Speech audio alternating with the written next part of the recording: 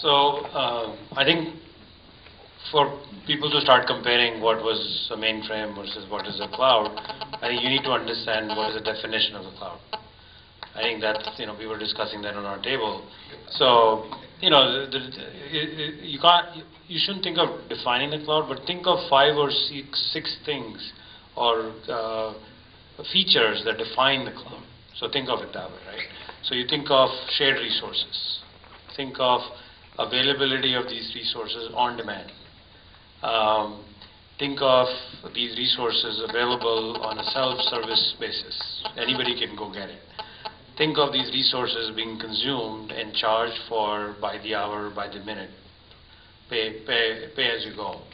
And then also think of how these resources can scale up and down depending on what application or the workload that you have.